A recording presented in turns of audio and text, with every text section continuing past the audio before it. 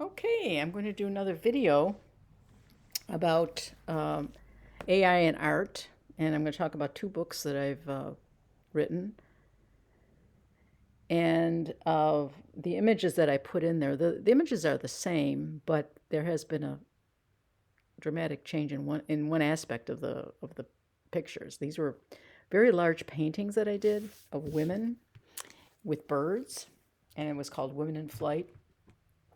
I wrote the book after reading Women Who Run with Wolves. And that book talked about how a wolf's nature is very much a feminine nature.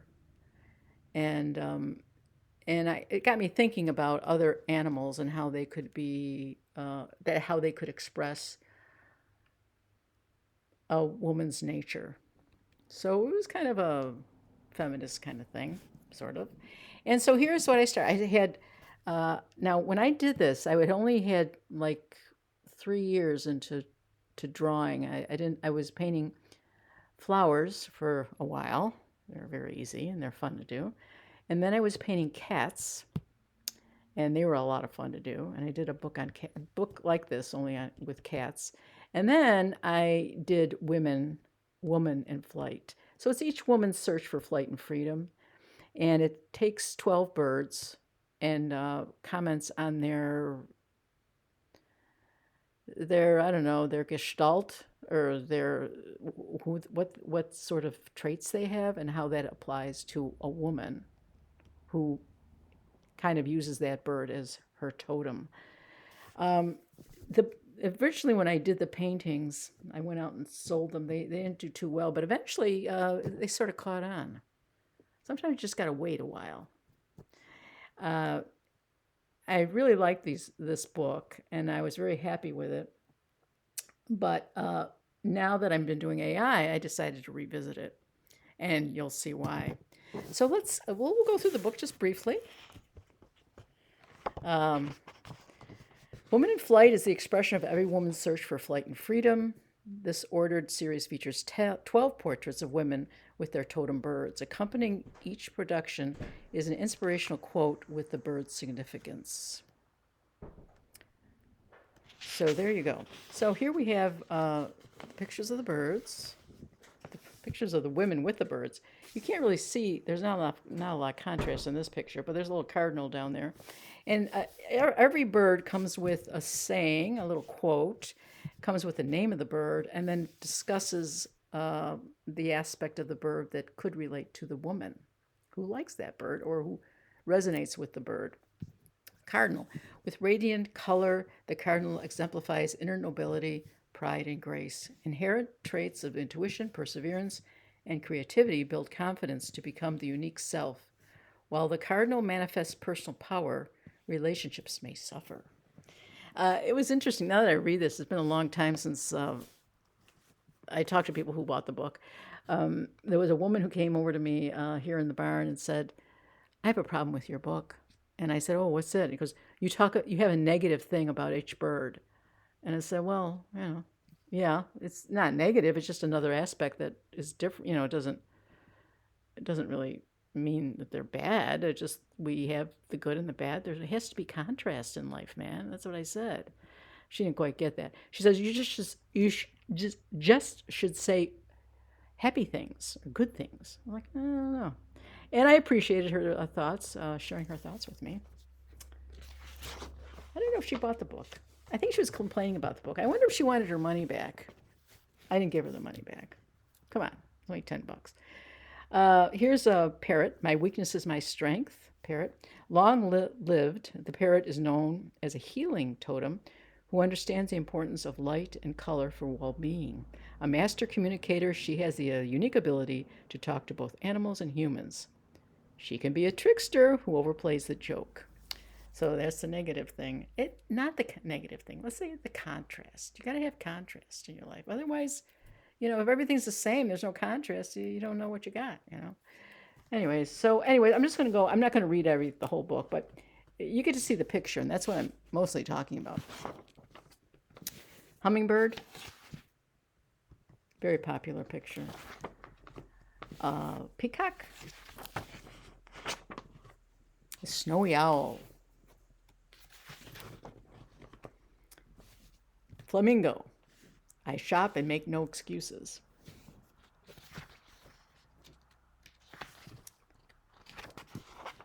Swan. Toucan. Toucan. Toucan or toucan? Tomato or tomato? I don't know. In remaining silent, I am not heard. It's about being a little more assertive. Golden pheasant. Puffin. And the raven. Fear is an illusion. The raven. Often misunderstood as a harbinger of death, the raven is a messenger of transformation who guides others to understanding. Relieving fears, overcoming obstacles, encouraging persistence are the raven's domain. Inventive, and the raven can be quarrelsome and opportunistic. So that's my book, Women in Flight. And that's available on Amazon if you're so inclined to get that. But what you may notice in this book, as well as the iconography, a very similar picture, same stance, same size. These pictures were very large. Oh, they were 30 by 40. I thought they were 30 by, and they were actually 30 by 40. It talks about when they were done. They were done 2012, 2013. I put the book together in 2013. So there you go. There you have it. But you may notice that these pictures of these women have no hands. There's no hands. And why is that? Because I didn't know how to draw a hand. I was struggling with the bird and the face. So I spent a lot of time on the bird and the face. And I learned a lot. But I couldn't do the hands. I figured, I'm not going to do hands. Forget about the hands. You don't need hands. Anyways, as time went on, I did get commentary from people saying, what's without, why don't they have hands? I said, oh, well, I just didn't know how to draw hands. So fast forward to this year. So we're talking like 14 years later. AI has entered the world of, let's put this aside, gets distracted, the little camera I have. I did this book this year, What I Will Learn from Birds, using the same images, but I asked AI to put in the hands. So let's just go through this book. This was a lot of fun to do. I did change I did more than just a short narrative. I talked a little bit about astrology, a little bit about numerology, a little bit about more about the nature of the bird, how it mimics or the nature of the woman who's holding it. Now we still have the first picture in the first book didn't have the regular stance of the rest of the women. So this one is the first one in the series, and it's also the one that's different. Now in the first book, the cardinal was really small. You could barely see it, the cardinal. In this book, you can see the cardinal clearly, and look at those beautiful hands. The face is the same. And so here we have the cardinal. We have it's called the messenger. When I talk about we, I did work with AI in deciding on the astrological sign of what we felt was the astrological sign for the picture for the bird. So we included that in there. We gave it a title, a messenger, and then so it goes on to say, not a messenger in the ordinary sense, carrying written words or spoken instructions, but a messenger of awareness. It appears at the moment when something inside us begins to wake up, as though we hadn't a thought that we hadn't considered, a feeling we had overlooked, a quiet sense that life may be speaking in ways we rarely pause to hear. A lot of these wandering mind books they're not spiritual books per se, but there's a lot of, I think, thought-provoking ways of looking at life and seeing life in a spiritual way, or in a way that's metaphysical or something. I don't know. But I was a philosophy major in college. I majored in philosophy, which was totally useless. But it was what I was interested in. So there you go. And so here we go. Go through the pictures. It also has reflective prompts. It also has numerology in there. These are all arranged by the number. This is number 1. It talks about the zodiac sign, and then and the number 1. The number 1. Um, let's see, how did I say that? In symbolic language, it resonates with Aries, the first spark of the zodiac, and with the number 1, the moment when something steps forward and says, "This is where it begins." Yet the cardinal offers no explanation. It simply appears, a bright presence in an ordinary moment, a small interruption in the routine of the day, a reminder that attention itself is a form of awakening. The wandering mind often believes it is searching for answers when the truth is it's learning how to notice. So that kind of sums up the whole thing as far as a lot of these books, and certainly this book as it relates to Women in Flight, the previous book. So here's Puffin, Capricorn. Beautiful hands. This is Eagle. Now, if you remember what it was, the original one, now this is something worth talking about. In the original book, so I just uploaded the original pictures. And let's see where I put the books are in different order. The images are in different order. For some reason, there's a reason for that, because of numerology, I guess. Here's my Indian, and here's that Indian. Okay.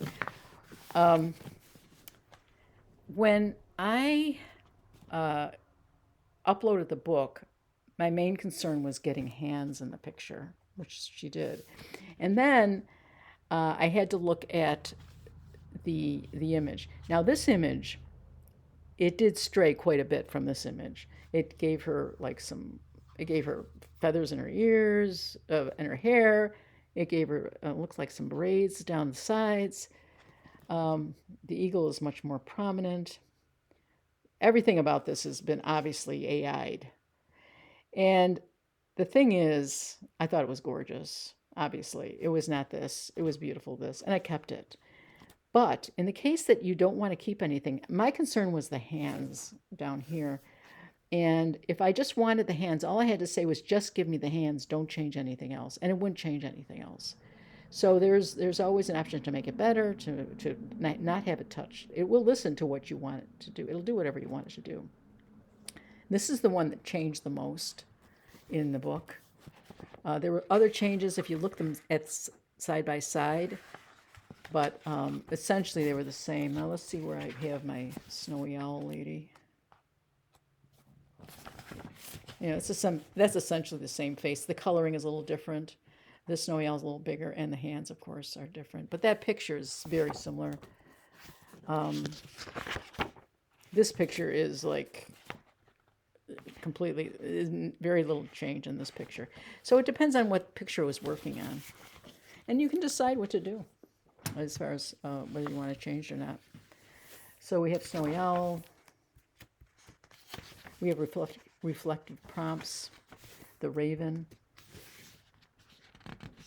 Very similar to the original. It has hands. The swan.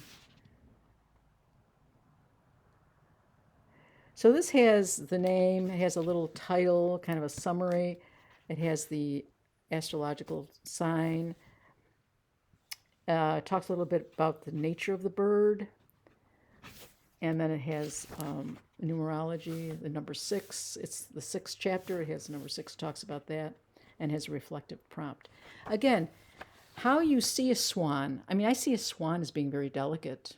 I see, the swan, the ballerina type, someone who's something or someone who's very delicate but strong, deceptively. You think she's not strong, and she's very strong and someone who's a ballerina. Certain things are gymnasts. Those are, Olympian person. Those people are strong and they're determined. And the swan, you think of ballerinas, but you think of them being frail. I don't know how frail they are when you think about how strong they have to be a ballerina. But that's beside the point. So there's Hummingbird. This is a very popular painting that I did. I also had postcards and toucan. I had sold a lot of other things. This one is in the room over in the corner. This looks pretty much the same one, the same as the original. Now the other one had a quote about I shop and have no excuses or something. This one is just called Flamingo the Balancer of Virgo, and it talks about why those were chosen. The part that we chose in this book was also developed through AI and through AI in my experience. So I gave AI the paragraph and the quote that I had in the original book, and then we discussed how we wanted to pull that into this book. And because there were 12 paintings, series of 12, which is always a series of 12 for me, we talked about the astrological signs, and then we also brought in numerology, and then some reflective prompts. So this book is a little bit more, it's got more stuff in it. This is a parrot, which we read about, I think. Peacock. And the golden pheasant. And then afterword. Talks more about everything in the afterword and in the introduction as well. So this book is available now as well. It's a little bit more involved than this book. But both basically, and the pictures and the images are the same. So essentially what I wanted to do was show you how if you're working on some art and you're kind of lost, AI is a wonderful tool to have. And we talked a little bit about this last time. And I'm going to give you more examples of this because it's really remarkable. And the thing about it, it doesn't replace you as an artist. It sort of just improves you as an artist. There's a woman who does these short videos, Bosch. I can't remember. Her name is Bosch, I think. I can't remember her first name. She does like music videos with her art, and they're just remarkable. She worked for Disney. I mean, she really knows what she's doing, but she uses AI all the time. And she says it's really sparked her creativity. It just is kind of took it to a whole other level. And that's what it will do if you have the interest in art, you start using AI and you see where it can take you all kinds of places. And the art remains yours. I mean, you can see your print on it. If I were to just say, give me a woman that represents an owl, and they wouldn't come up with anything. I can't do that. But once you start giving it prompts, it's able to do a lot of different things.